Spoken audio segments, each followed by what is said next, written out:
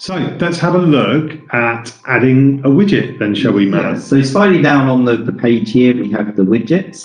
So this is what we call our widget library. Our widget library is broken down in sections, purely on the fact that when you come into the app, they are broken down into slightly different sections. If you're looking for your telephony side, you come into your telephony widgets here, and you would then go and choose a widget from the list. So just so people understand, what is a widget, Matt? Let's go back to basics on this one. So a widget is a predefined set of columns and filters and calculations for analytics within Prism.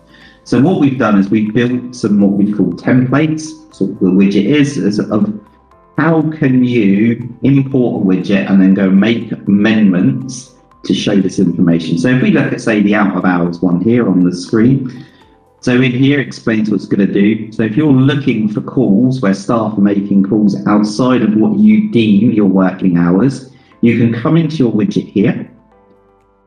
It then explains what columns are going to be included. There's a sample output on all of the screens.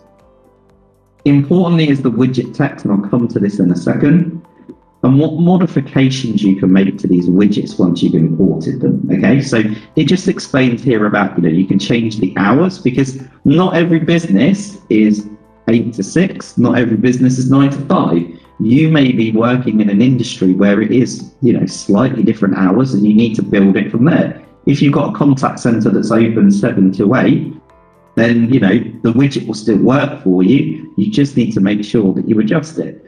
And it may be that, we've set this to do weekdays, so it includes Saturdays and Sundays. But your business may be open on a Saturday, so you may want to remove it from there. Yeah. And then looking at digits, so numbers that people are calling on during those times, because that's what this is looking at, is who's calling you outside of this. And it's added in some additional columns, to see where was it transferred to. So if it was an out of hours number that someone's ringing in, did it get forwarded on to the out of hours mobile number, and did they deal with it over there? Okay. So how do I take this widget and put it into Prism? Well, we've created this little copy to clipboard at the top here button on each of our widgets, which you simply click on, and it's now in your clipboard. So what you would then do is go into Prism, and you would go into your telephony analytics. If you're in Teams, you'd go into your Teams analytics. From here, at the bottom, you've got an import widget option, and then you simply right-click in the box and paste, and click confirm. What this will then do is, what you saw on your screen before is now built on your screen in a way that you can now make amendments. So again, we were talking about, if you're looking between calls between 8 and 6, maybe you need to make a change. Maybe it's 9 to 5, 7 to 8. You can make those amendments here. You can choose which days that you work on. So again, you can include Saturdays and Sundays, etc. from here if you want to. And how are you bringing that box up? You're just clicking on it, right click, normal click? Just normal left click, yep, just to bring these menu options up. And then you can then say, well, which group am I interested in? So I'm just going to make a slight amendment to this and say, right, any calls to numbers that start with 2. Once you've done that, you then just click the return button, and it will then return the call. So we can see here calls that were on weekdays, out of hours, that came in and went to our main number here. Okay. So that's great. So I've loaded my widget. I've got the data. Save it.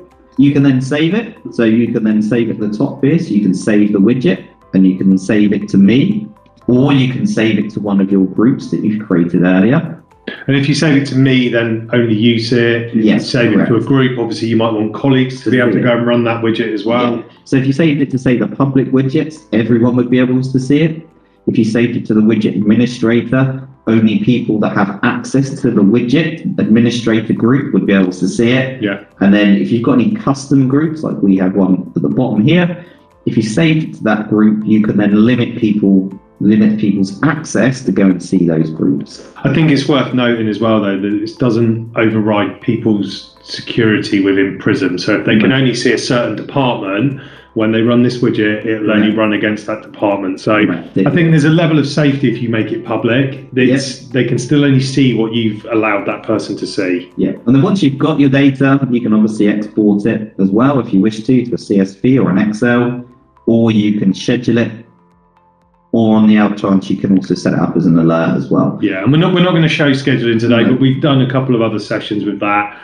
Go and have a look at one of those if you're not sure how to schedule. But yeah, you can set it to deliver to you daily, weekly, monthly, however often you want, right? Yeah, exactly. And then what we'll also quickly do is we'll quickly go through one of the Teams ones. Again, it's the same principle of how this works. So you go into your Teams one.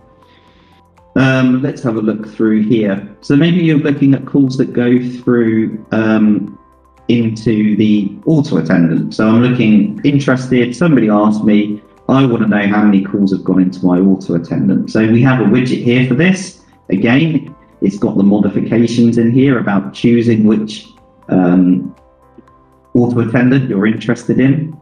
And again, it's the same way. You copy to clipboard.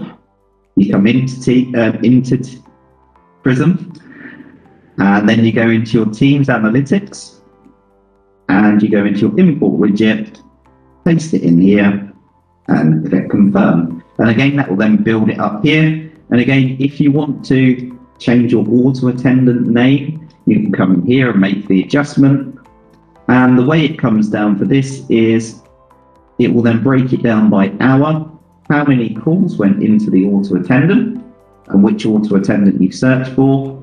And then over here, it will then give you how many calls during those hour bins. So between 9 and 10. Last month, we had 11 calls that went into our auto attendant. The user spent an average of 41 seconds, and there was a total of 7 minutes and 35 seconds in the auto attendant. Okay. So again, just a quick way of doing it. And if you're happy with this, you could then save it and put it wherever you need to.